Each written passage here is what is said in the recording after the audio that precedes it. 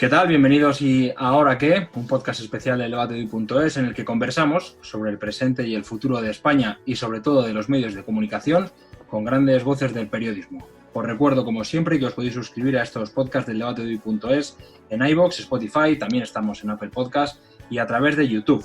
José Ignacio, ver todo tuyo. Pues muchas gracias, Pablo. Tenemos un programa muy especial por delante porque el invitado trasciende casi el panorama mediático actual para alcanzar la categoría de mito. Nos va a dar hasta vergüenza saludarle, sobre todo si tenemos en cuenta que casi se podría decir que le hemos copiado la idea de los últimos programas que ha hecho para Movistar Plus. Enseguida estamos con él. Antes vamos a presentar a quien nos ayudará en esta tarea. Lo vamos a hacer con cuidado porque, a fin de cuentas, nuestro día a día está en manos de este señor. Si decide que mañana tenemos que hacer un directo vestidos de domador sobre un monociclo, tenemos que hacer un directo vestidos de domador sobre un monociclo. Es el director de 120 minutos, el programa de actualidad de Telemadrid que ha puesto a la franja de media mañana de la cadena a niveles inéditos en casi una década. Un programa diario tiene la ventaja de que nunca se parece al del día anterior. Quizá por eso conviene establecer una serie de rutinas. Una es escrutar el dato de audiencia a las 8. Y de eso depende el humor de todo el día. La otra es estar muy pendiente del comentario diario del invitado. Daniel Fernández, bienvenido. Hola, José Ignacio. Lo primero, un placer. Lo segundo, no me llames señor. Y lo tercero, prepárate para domador mañana. Me preparo para mañana, ¿no? Bueno, vamos ya a saludar al invitado. Sí, le hemos copiado la idea. Porque para responder a algunos de los interrogantes sobre el mundo post-COVID-19, lo mejor que pueden hacer, siempre y cuando tengan ustedes Movistar Plus, claro, es consultar los 4 capítulos de Volver para ser otros, el mundo después del coronavirus. Pero aquí nos centramos en el periodismo y los medios, y por eso le traemos no para preguntar, sino para responder. Habrá quien le recuerde por estos programas en la tele de pago o por haber sido el primer rostro que asomó por la pantalla de 4. O por su debut en la entonces única tele, ni más ni menos que en la madrugada posterior al 23 de febrero de 1981. Pero si un medio le define, esa es la radio, desde que de pequeño señalaba Radio San Sebastián diciendo que quería trabajar allí. Y lo hizo, previo paso por Radio Popular, y de allí a Sevilla y luego a Madrid, casi siempre ligado a la SER, de la que solo se ausenta en algún paréntesis. Sería allí donde vive la transición entre la vieja SER y la nueva que impulsa Prisa a través de Augusto del Cader.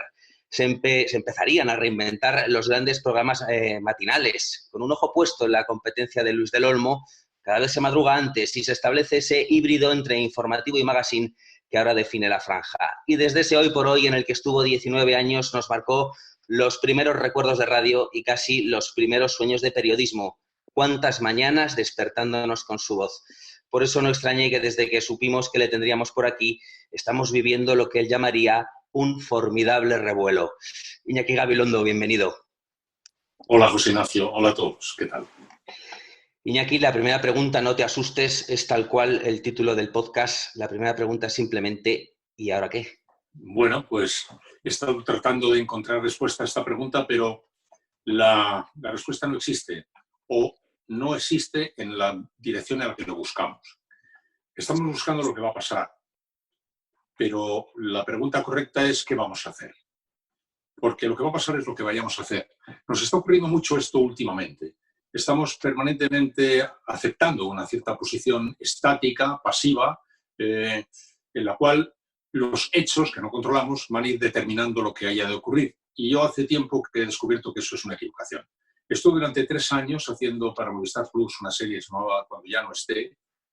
Estuve viajando por todas las universidades americanas, por China, por Japón, por Asia, por Europa, por todas partes, preguntando a los grandes científicos, ¿no?, qué iba a pasar. Y me sorprendió la unanimidad con la que todos ellos me devolvían la pregunta. Nosotros podemos contarte lo que estamos en este momento tramando, lo que podrá tener la sociedad encima de su mesa para operar, pero no aceptamos la pregunta porque la pregunta está equivocada. Y fui buscando respuesta a la pregunta que va a pasar y volví convencido de que la pregunta correcta era ¿qué vamos a hacer? Y desde entonces, eso me ha orientado bastante para casi todo y me está sirviendo también mucho en un momento como este, en el cual, abrumados cuando estamos, asustados, desconcertados, estamos todos permanentemente tratando de ver si alguien nos coloca en el punto y no nos va a colocar nadie en el punto. No hay una respuesta que tengamos que adivinar. Hay un camino que tenemos que buscar, que construir, y hay unas recetas que tenemos que construir entre todos, ¿no? Por tanto, a la pregunta de ¿y después qué? Va a ser lo que hagamos, lo que decidamos hacer, lo que decidamos no hacer o lo que decidamos permitir que otros hagan. Con lo cual, la respuesta es enfrentémonos con nuestra responsabilidad en última instancia. Es obvio, Iñaki, que este nuevo tiempo traerá cambios perceptibles. Primero, ¿no? Mascarillas, distanciamiento social, más paro, más empresas cerradas, pero también cambios, no perceptibles, que quizás sean los que luego se queden, los de larga duración, las modificaciones de hábitos, de formas de vida, no sé si tendentes a más seguridad, a menos libertad.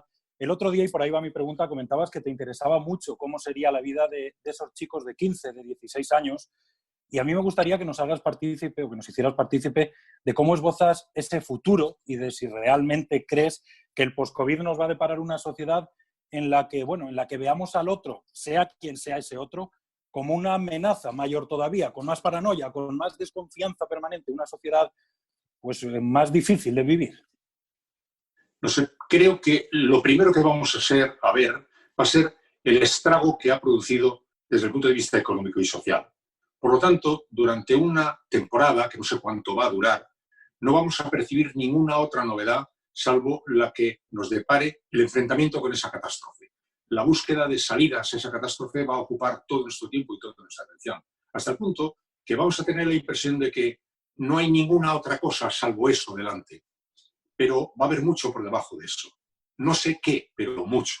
En la cantidad de pequeñas señales que están ahora mismo percibiendo, yo intuyo la construcción de algunos nuevos paradigmas que no van a verse enseguida, como digo, porque no vamos a tener ojos más que para la hecatombe económica y social.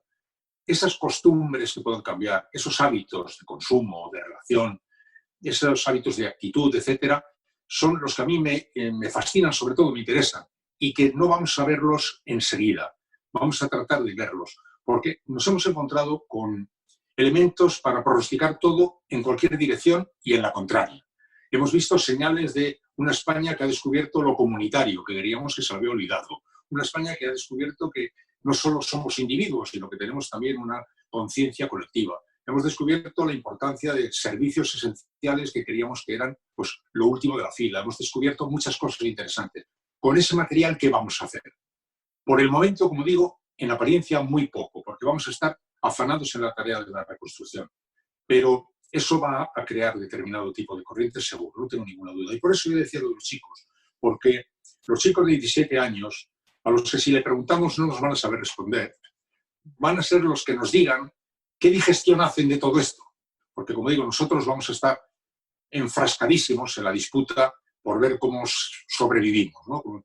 Pero esas corrientes cambian. Yo he dicho últimamente en alguna ocasión la experiencia que yo tuve en París, cuando yo vivía en mayo del 68 allí, porque yo sí vivía, digo que yo sí vivía porque todos vivían, bueno, yo no me acuerdo de haber visto a todos los que dicen que vivían, pero yo sí vivía allí, tengo un testigo indiscutible, es mi hijo el mayor, que fue concebido allí, pero en aquel momento también dio la impresión de que cuando acabó todo, había sido una especie de sueño, ¿no? ¿Para qué ha servido esto? ¿En qué ha quedado? En nada, total. Un fin de semana de sol, gasolina para los coches, un par de discursos políticos y aquello se disolvió.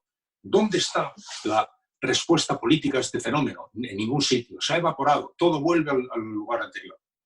Bien, eso es lo que en apariencia ocurrió y sin embargo llevamos muchos años diciendo que allí, en cierto sentido, se incubaron corrientes de pensamiento que luego han ido marcando, para bien o para mal, unos dicen una cosa, otros otra, el tiempo venidero. Creo que va a pasar algo así.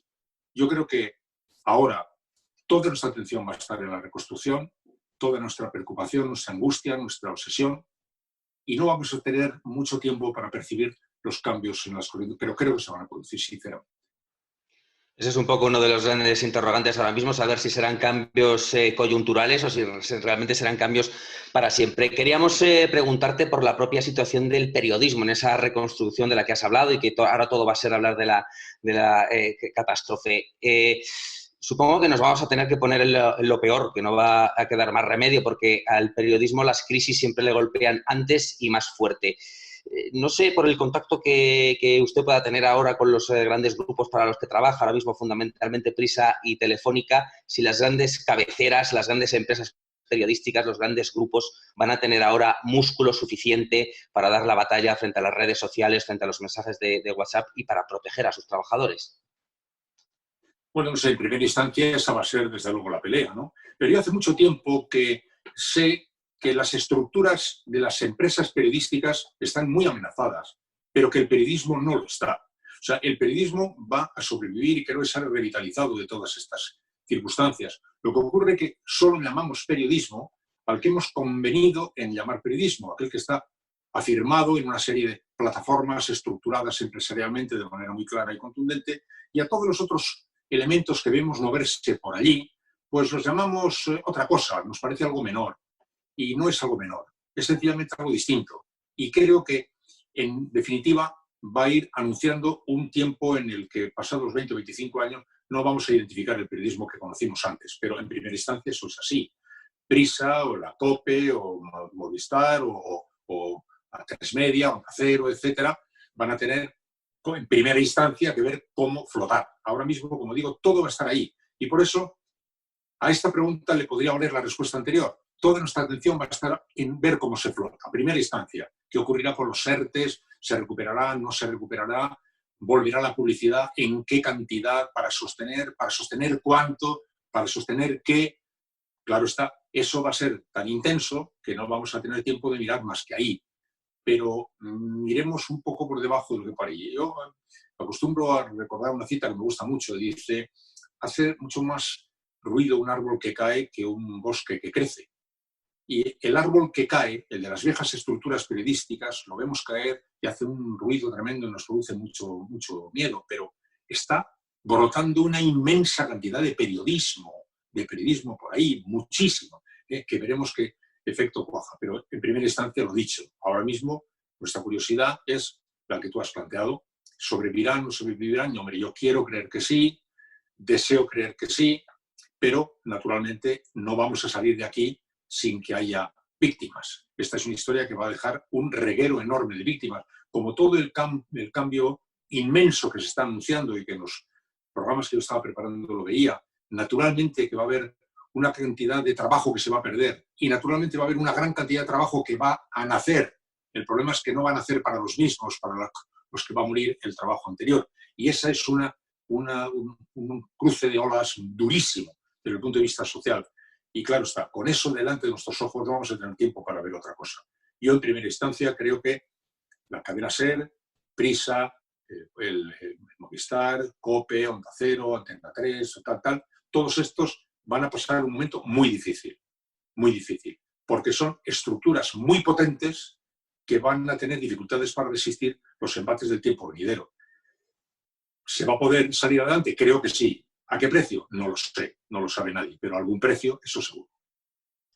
Hay dudas sobre el futuro del periodismo, a la vez que estamos viviendo un momento en el que más periodismo se consume porque la gente tiene mucha necesidad de información. ¿Cómo cree usted que se ha comportado el periodismo en estos momentos en los que la gente necesitaba y demandaba información en todo momento? ¿Ha estado a la altura? Bueno, primero, la primera parte de lo que has dicho. Efectivamente, se demanda cada vez más periodismo. Cada vez se demanda más periodismo por una razón muy sencilla, porque como se recibe una enorme cantidad de señales de tipo informativo de todas partes, Internet es una puerta abierta o es un mundo sin ventanas ni puertas. Todo el oleaje que hay que se cruza nos llena de señales de información. La sensación de vértigo que eso nos produce, la conciencia de que hay tanta fake news y que no es solamente las fake news un indeseable efecto de la globalización o de las nuevas tecnologías, sino que hay una industria de las fake news que intencionadamente está perturbando, está lanzando a la gente a la búsqueda de agua informativa potable. Anda desesperadamente buscando agua informativa potable. Unos la encuentran en YouTube, otros la encuentran en un medio de comunicación convencional, otros en una voz de referencia. Anda todo el mundo buscando este tipo de señales. Por tanto, esta es una prueba para mí de que aunque las estructuras tradicionales periodísticas puedan temblar, sin embargo el periodismo como tal actividad está no solamente lleno de músculos, sino lleno de futuro. Y entonces, respecto a la segunda parte de la pregunta, ¿cómo se está comportando el periodismo español? Pues hay tantos periodismos ahora mismo, o tantas actividades que se llaman periodismo, que me resulta muy difícil responder. Lo primero que yo debería decir es, Yo postulo por que se cambien los nombres de algunas actividades que se llaman periodismo.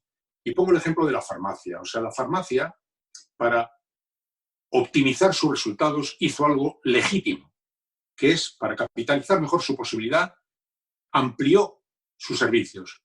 Y además de ofrecer servicios directamente médicos, empezó a ofrecer otro tipo de servicios, pero le llamó paramedicina o parafarmacia.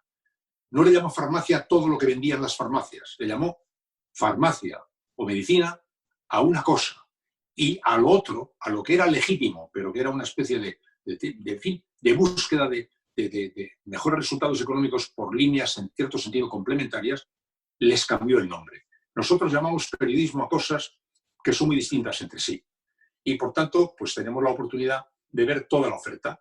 El periodismo hecho con la mayor nobleza, con aciertos o con errores, el periodismo que está buscando sencillamente los rincones para obtener la respuesta más rápida a cualquier precio, el periodismo más enconado, el periodismo más barato, todo junto, llamándose periodismo, nos confunde. Tendría seguramente la siguiente generación, o a lo mejor la sociedad termina definiéndolo ya, ¿no? Y le llama periodismo solo a la actividad que encuentra que da respuesta a su primera pregunta, a lo que necesita. Es que el periodismo que ahora mismo estamos intentando para sobrevivir es lo que el oyente, el lector, el espectador quiere. Y nos parece eso tan legítimo que estamos todo el día diciendo, para justificar nuestra acción, que esto ha tenido muchos leaks, muchos likes, muchos me gustas, como prueba irrefutable de que vamos en la buena dirección. Porque estamos diciendo lo que la gente quiere oír. El periodismo de calidad tiene que buscar, sí, lo que la gente quiere oír, pero también lo que la gente necesita saber. Y esa percepción de lo que la gente necesita saber es la que mueve el periodismo de verdad. Por tanto, ha habido de todo. Lo que menos me gusta del periodismo en el momento actual es lo siguiente. En una situación tan excepcional como esta, el periodismo, como la política, no está adoptando una excepcional actitud de concordia. Está manteniendo sus tradicionales tics de discordia, sus tradicionales tics de polarización extrema, como si no estuviera ocurriendo una emergencia. Y yo creo que cuando hay una emergencia, el periodismo no tiene que abdicar de ninguna de sus esferas, de ninguna. Pero una sociedad adulta, en una emergencia como esta, tiene que acomodar de alguna manera a la extraordinaria excepcionalidad sus actitudes. Yo estoy muy decepcionado con la política y decepcionado con el periodismo por este aspecto, porque no se ha bajado ni un centímetro de su guerra partidista. Y eso me parece pues decepcionante. A mí particularmente me parece muy decepcionante, porque la emergencia esta es... Yo tengo 77 años, voy a cumplir 78, he visto muchas cosas.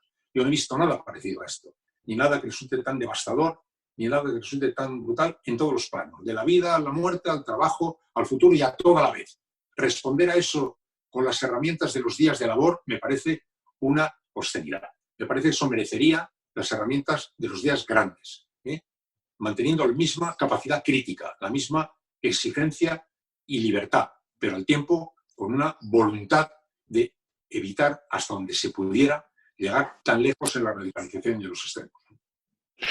Bueno, ¿y qué estamos haciendo mal? Seguramente muchas cosas, pero me pregunto, ya como casi consejo particular, ¿seremos algún día capaces de superar, Iñaki, esa dificultad histórica y hasta ahora insalvable de hacer atractivo para la gran audiencia, y me refiero sobre todo al medio en el que ahora trabajamos, a la televisión, ese contenido relevante, especializado, riguroso, hasta científico ahora con el tema del coronavirus? ¿Y por qué, salvo muy contadas y muy brillantes excepciones, no se ha conseguido que esos espacios lleguen al gran público? Más bien que queden para minorías muy cualificadas, pero no para la gente que llega a casa y pone la tele, para informarse y hasta para evadirse. Eso no debe preocuparnos en absoluto. Yo creo que el gran público siempre tendrá una tendencia natural a buscar los alimentos más ligeros de consumo. Eso es perfectamente natural. Se trata de dar dignidad a esos alimentos ligeros de consumo. Yo no creo que haya una aristocracia periodística según la cual lo que es verdaderamente mayúsculo es entrevistar a un presidente del gobierno y hablar de temas menores es una cosa de tercera división. Eso no es así. No es así en absoluto. El gran público tendrá siempre tendencia a buscar productos sencillos y ligeros. Hay que dar dignidad a los productos sencillos y ligeros. No pretender que los productos más especiales puedan ser solicitados por el gran público. No creamos que la cosa va por ahí. Para mí, la cosa nunca va por ahí. Un día me acuerdo que Elías Querejeta me contaba, ¿no? Decía, estoy trabajando con películas que estoy esmerándome para hacer lo mejor posible y tal, y luego resulta que miro y en la cartelera las películas que más éxito tienen son las películas más ligeras, de consumo, de tal y cual. Y un día aceptó que el tipo de producto que le ofrecía tenía una limitación natural de público y que el problema no estaba en intentar que ese producto fuera consumido por todos los espectadores, que eso no es así, ni ha sido nunca, ni será, ni tampoco sería bueno que fuera. O sea, la gente busca lo que se corresponde con su gusto y su necesidad es algo ligero que le ayuda a vivir y que le ayuda a alegrarse la vida y entender lo que tiene que entender, lo fundamental. Lo que hay que exigir es la máxima calidad en esos productos, que no se envilezcan esos productos. El objetivo no es, como digo, elevar las ofertas más minoritarias, que minoritarias tendrán que ser. Lo que hay que hacer es evitar que se envilezcan las ofertas de consumo, que hay una enorme calidad, muchas cosas de enorme calidad ahí. Y no creamos que esa es una cuarta división, no es una cuarta división, es también una primera división. Y que hay que hacer igualmente con mucha calidad. Vamos ahora, Iñaki, con un aspecto que no sé si sería farmacia o parafarmacia del periodismo. Ya hace bastantes años que no te vemos moderar una tertulia, al menos que yo recuerde, quizá desde los tiempos de CNN, corrígeme si me equivoco, pero sí que es un género que has tratado mucho, ¿no? La tertulia de opinión. No sé, en toda esta crisis, la figura del tertuliano, que a lo mejor está muy acostumbrado al ABC de la política, ahora se requieren otros perfiles quizá más especializados. Se ha criticado mucho también lo que se dijo antes comparado con lo que se dijo ahora en la crisis del COVID. No sé, en todos estos cambios que estamos viendo, ¿cómo ves el futuro de la figura ya de por sí controvertida del tertuliano? Yo fui el último que entré en el tema de las tertulias. Yo me resistí bastante a eso y mis enemigos decían que yo era enemigo de la libertad. Yo nunca he sido muy enemigo de la libertad. Yo creo que la tertulia es un género extraordinario, pero para la comunicación entre los grandes públicos de temas de otro tipo. Las tertulias de inteligencias cruzadas, haciendo aportaciones muy interesantes, pero para los temas editoriales, donde se trata de marcar la línea editorial política, etcétera, etcétera, la tertulia me parece un formato no adecuado, donde se terminan llevando las cosas, sacándose las cosas un poco fuera de quicio. Siempre me lo ha parecido. Terminé haciéndolas muy feliz, con algunos maravillosos tertulianos, con muchos maravillosos tertulianos, de los que siempre aprendí mucho. Pero a mí, como género para la conversación, me parece extraordinario. Pero como género en el que un medio de comunicación coloca ahí el altar mayor donde se libra y se oficia la ceremonia editorial política, no me gusta. Porque se juegan juegos de vanidades muy radicales, muy posiciones, casi con su camiseta. La gente va a ver es un encuentro. A lo mejor ellos no son hooligans, pero el público les ve como hooligans. Este es de mi equipo, este no es de mi equipo. Y entonces no me gusta porque se termina produciendo lo peor que le puede pasar a los medios y que en España ha hecho mucho daño, ¿no? Que es que se ha terminado acentuando la polarización de tal manera que si eres progresista, eres del País, de la SER y de no sé qué, y si eres liberal o conservador, entonces eres de la COPE y de la ABC o de la Nación. Eso es horrible, porque toda la gente va a estos lugares sencillamente a comulgar, o sea, a confirmar sus propios puntos de vista, va a misa, a que le den sencillamente su dosis de confirmación de sus puntos de vista. La posibilidad, por tanto, de que los temas actúen cruzándose, intercruzándose, etcétera, que en una tertulia, hablando de cualquier cosa, pasa, en estas tertulias políticas no pasa tanto, porque aunque sean magníficos los contertulios y traten de matizar, los públicos los perciben como representantes de su propio pensamiento. Y entonces termina siendo un lugar donde las cosas pues se aclaran muy poco normalmente, donde el espectáculo es estar en la controversia. Yo admiro mucho. Yo nunca, me han invitado mucho a ir a tertulias, no voy nunca. Cuando alguien quiere mi opinión, la doy, pero yo no voy nunca a tertulias porque no estoy a gusto en ese tipo de situación. Son temas que necesitan una enorme cantidad de matiz. Cada cosa está llena de matiz y ahora mismo es casi imposible matizar nada. Y en ese tipo de encuentro no se puede matizar absolutamente nada. De esa frase sin matiz surge un titular sin matiz. Del titular sin matiz salen 50 millones de respuestas sin matiz. Y es una bola un crescendo de radicalización que me parece que no es el mejor formato. Ya no hay nadie que vaya a detener eso, evidentemente, es un género que ha cuajado y cuajado está, pero me has pedido mi opinión y te la doy. Vamos ahora hacia temas que tienen que ver más con la comunicación política. Ahora mismo te voy a mezclar dos cosas en una. Está habiendo muchas ruedas de prensa, muchas comparecencias. No sé si eso está equivaliendo a mayor transparencia o está teniendo a lo mejor algún elemento contraproducente. Y luego ¿qué crees que tiene que hacer el periodismo con expresiones que surgen desde el aparato del poder como nueva normalidad, por ejemplo? Bueno, para empezar, yo creo que la información, como todo, es un problema de dosis. En este caso concreto, el gobierno ha dado demasiada información con demasiada gente y con demasiadas rectificaciones.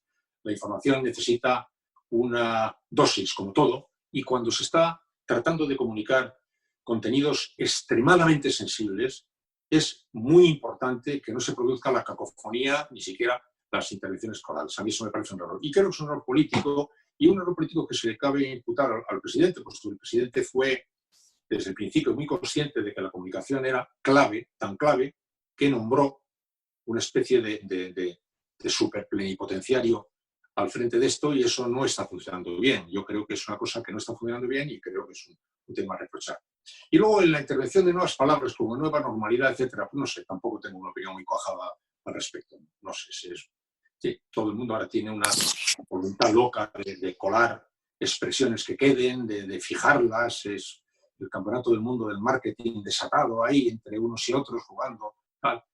Ayuso tiene a Miguel Ángel Rodríguez de ahí detrás. Miguel Ángel Rodríguez es un maestro en el arte de la brujería del marketing el presidente del gobierno tiene el otro brujo por ahí, todos ahí tratando de ver quién cuela la frase más bonita, la foto más bonita, la más dolorosa, etcétera. Y todo eso a mí me parece muy, muy bien, pero no sé, no me llega mucho. Me parece que estamos ahí en la cáscara de las cosas con eso. Hace algunos años, Iñaki, te escuché decir en una conferencia que España era un país al que amabas, pero que tenía un currículum que daba miedo. ¿Cómo va a quedar el currículum tras la pandemia? En la SER apuntabas el otro día que en algunos aspectos seremos más grandes, más vulgares en otros, hasta una birria en otros, pero en conjunto ese currículum de España que a ti te daba miedo en aquella conferencia cuando yo estudiaba periodismo, ¿va a dar más todavía tras la pandemia? No va a mejorar el currículum. No, hombre, yo quiero decir que España tiene un mal currículum, eso es un hecho objetivo. No solo hemos tenido una guerra hace unos pocos años, tuvimos 3 guerras carlistas en la anterior, otra guerra civil, llevamos de guerra civil en guerra civil encadenando una tras otra desde hace muchísimo tiempo, ¿no? O sea, eso digo que tiene muy mal currículum. Y de la consecuencia de tanto enfrentamiento civil durante tanto tiempo se ha terminado por enquistar de una forma tan absoluta este juego que no hay manera de desatascar. Y por eso toda mi preocupación siempre está ahí, en que no hay manera de desatascar eso y que incluso tú apareces siempre también, yo aparezco siempre como parte militante de eso cuando eso me parece abominable, pero no hay manera de desatascar. Pues lo que antes decía respecto al periodismo y la política, creo que nuestro currículum no va a mejorar durante esta pandemia, no va a mejorar. Vamos a poder decir que también en esta época de crisis vivimos con una brutal acritud, una situación así. La sociedad nos ha estado dando muchos ejemplos de lo contrario. Algunos ejemplos muy buenos. También decir, nos está dando últimamente algunos ejemplos muy malos de comportamiento en el cuidado de las medidas barrera, pero ha dado muchos buenos ejemplos de sentido comunitario, etc. Pero la política no está en este tiempo mejorando nuestro currículum. Es decir, esta visión confrontada de las cosas parece que no nos la quitamos de encima, ni siquiera que ocurra esto. Yo alguna vez dije, cuando vi la película Independence Day, aquella película de Independence Day en la que unos extraterrestres nos atacaban, entonces eso unía al mundo de una manera absoluta, ¿te acuerdas? Todos los países árabes, todas las religiones, razas y colores unidos en torno a la figura del presidente de Estados Unidos. 4 de julio será el día de la interdependencia, maravilloso, etcétera, etcétera. Yo veía esa película y decía, si eso ocurre, el mundo se unirá y nosotros estaremos riñendo por algo, seguro, en relación con eso. Alguna manera de reñir encontraríamos con ello. Eso me parece lamentable, ¿no? Y me parece lamentable porque he tenido ocasión de ver qué pasa cuando hay un proyecto. Este es algo que en sentido contrario de lo que he dicho ahora, añado. España tiene muy mal currículum y, sin embargo, cuando España tiene un proyecto, asombra al mundo. Es un fenómeno muy curioso, pero tiene que tener un proyecto. O sea, si tiene España delante un proyecto, automáticamente ese país se une y llama la atención. y yo lo he visto. La democracia. Bueno, pues el proceso democrático español dio la vuelta al mundo, asoplando al universo, teníamos un objetivo, salir del tiempo anterior y pasar al siguiente, y aquello fue una sorpresa. Y Suárez se convirtió en una especie de referente de un milagro de unidad española. Bueno, con Felipe González, del tiempo de la modernicemos esto, pues también se produjo un milagro. Bueno, José María Aznar no era santo de mi devoción, pero avancemos hacia el euro.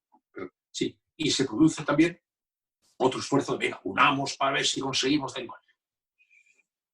Y Juegos Olímpicos. Bueno, pues ya está. ¡Bum! Otra vez. Unión en torno a los Juegos Olímpicos. Por eso creo que cuando España tiene un proyecto es capaz de hacer cosas formidables, y cuando no tiene exactamente un proyecto empieza a deshilacharse y nos empiezan a surgir todas estas tendencias centrífugas ahí y raras que tenemos, ¿no? No hemos mejorado nuestro currículum, me parece a mí, durante este tiempo de epidemia.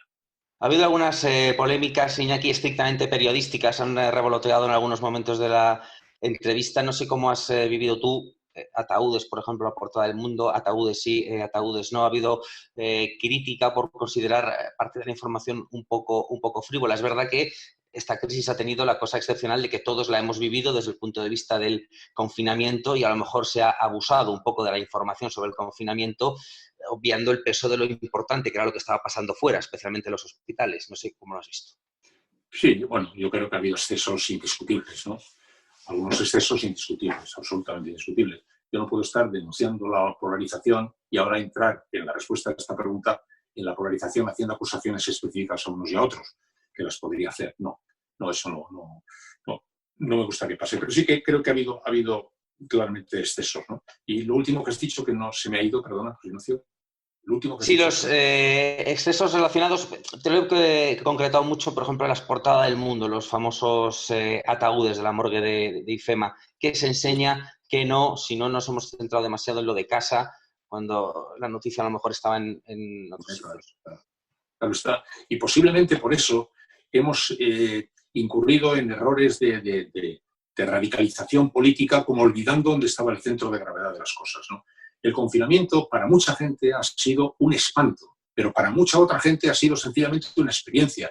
Yo, que vivo con una persona a la que quiero y tengo una casa espaciosa, he vivido una experiencia, pero no he vivido nada dramático ni especial. Quien haya vivido en una casa muy pequeñita, con gente para la que no quería, o en circunstancias verdaderamente desesperadas desde el punto de vista económico, pues posiblemente tiene una experiencia diferente. Pero los que hemos estado escribiendo los medios de comunicación, o leyendo, o hablando de los medios de comunicación, estábamos como quien comenta una extraña y particular experiencia que no nos hacía cambiar mucho nuestros hábitos de nada, porque estábamos perdiendo el olor y el olfato a la verdad de miles de personas que están muriéndose solas y sin despedida, en unas circunstancias verdaderamente terribles y dramáticas.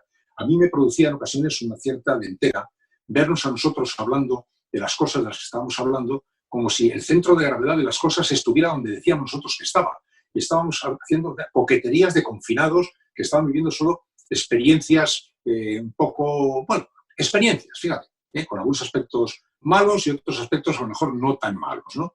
Ni estábamos entendiendo el confinamiento en toda su dramática verdad para miles de personas, o para millones de personas, ni estábamos sobre todo imaginando el drama cierto, ¿no? Y al cabo de 5 minutos nos estábamos ya poniendo a discutir, cuando todavía teníamos un dramón formidable ahí, ¿no? No hemos, creo, tenido la imaginación suficiente para entender que ha debido ser eso, porque no lo hemos podido ver, no hemos podido ver. Nadie ha podido ver exactamente cómo se han ido muriendo en soledad miles y miles de compatriotas nuestros. ¿Qué ha debido ser una residencia de ancianos en la que han ido muriendo por decenas o por centenares? ¿Qué ha debido ser eso? ¿Cómo hemos podido nosotros estar pues haciendo discusiones tan de parte, en el sentido literal, tratando de ver si de esta operación conseguimos ganar un metro político o hacérselo perder a nuestro adversario? A mí eso no me ha gustado absolutamente nada.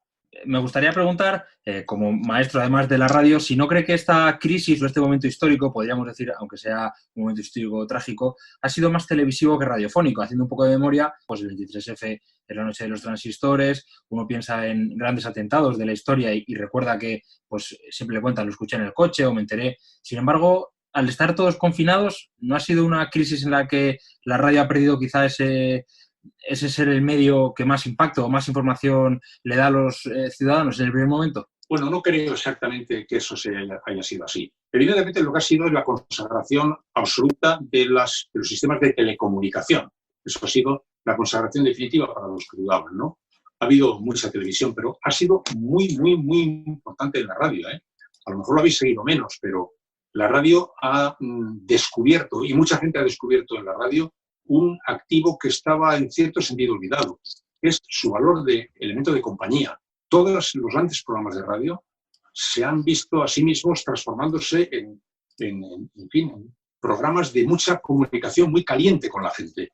Mira, cuando no había información en la radio, hasta el año 77 en España, la radio sí tenía muy desarrollada esa su línea de medio de compañía.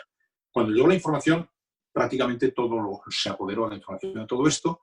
Luego ha vuelto la radio más elaborada, de guión, con los podcasts, etcétera. Pero este elemento de radio de compañía había quedado en cierto sentido olvidado. Parecía que la radio era algo que tú podías seleccionar, oír cuando quisieras, como cualquier otro medio, olvidando su dato fundamental. Y es que es un medio que vive en horas, minutos y segundos en tiempo real con la gente y que le permite hacer lo que sea sin impedírselo, ¿no? Entonces, ese valor ha sido una sorpresa para la gente de la radio, te digo, para los propios, para Ángeles Barceló, para Pepa Bueno, para Javier del Pino, para los compañeros que yo tengo más cerca, que hacía tiempo que querían que la radio estaba ya en la pradera más fría de la información o en la más elaborada de los podcasts. De pronto ha descubierto ese elemento desde su cálido contacto de compañía, y ha sido fuerte por ahí.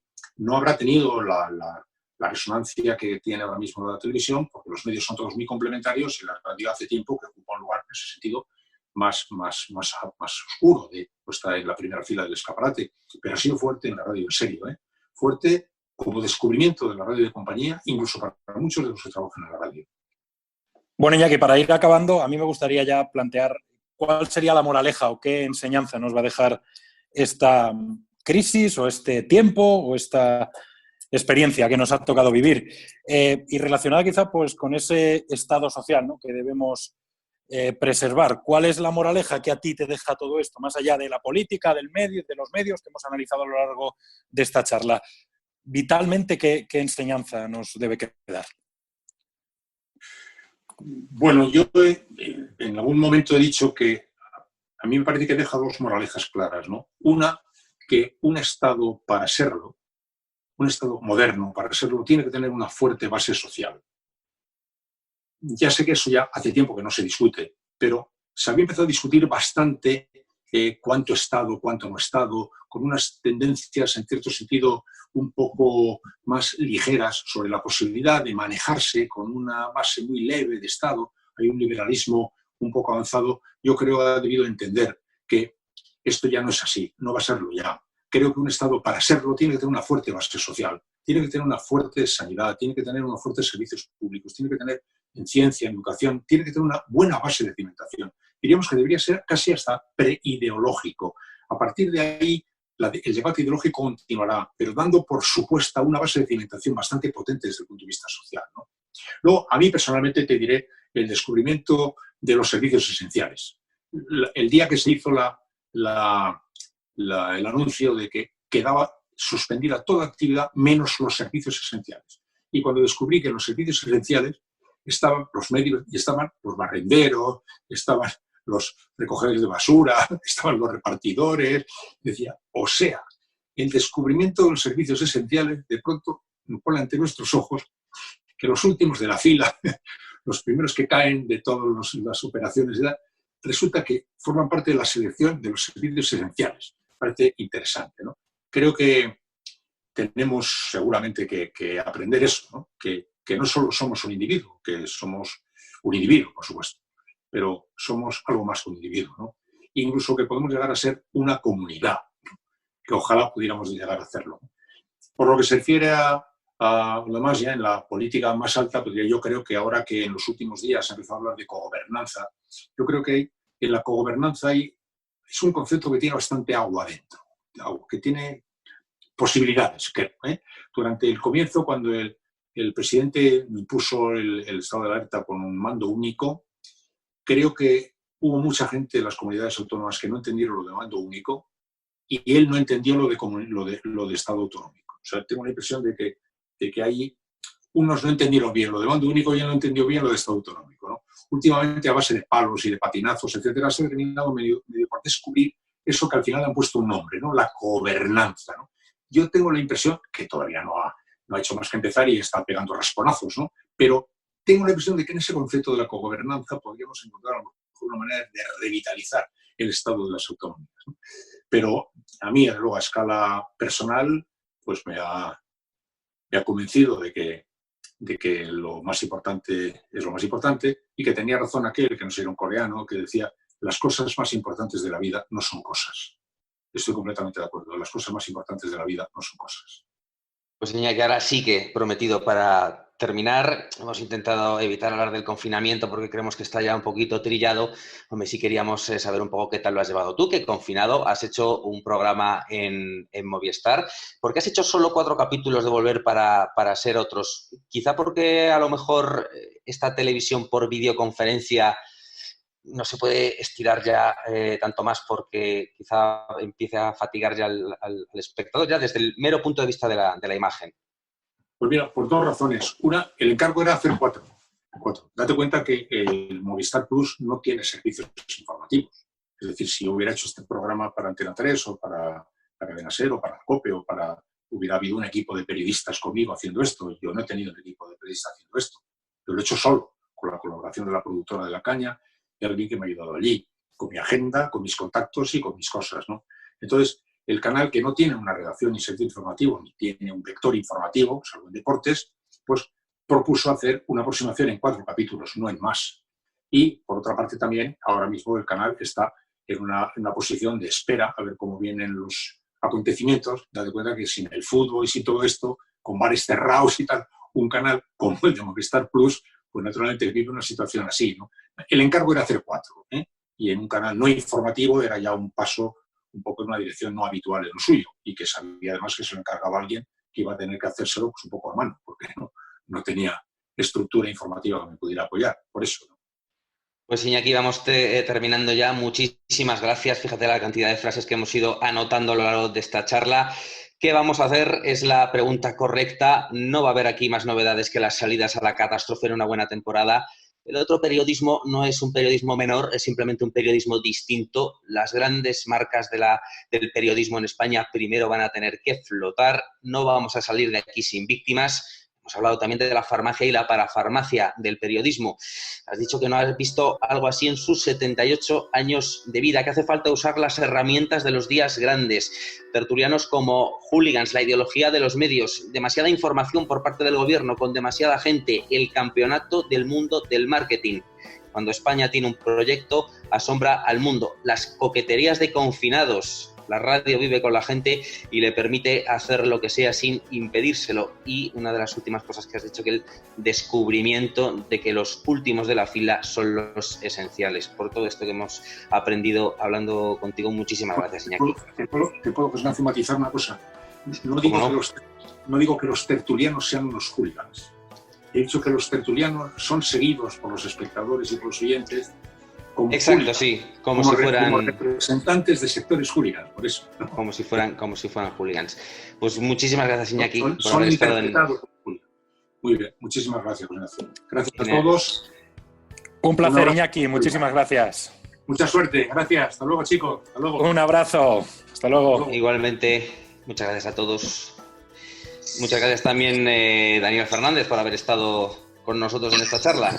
Un placer, José Ignacio. Nos vemos mañana, prepárate. Bueno, seguiremos pendientes de lo que haga Iñaki Gabilondo en la tele de autor y de sus comentarios en El País y la SER. Mientras tanto, pensando ya Pablo Casado en los próximos programas de ¿Y ahora qué? Pues sí, terminamos y solo recordad que os podéis suscribir a estos podcasts del debate.es en iVoox, Spotify, en Apple Podcasts y en YouTube.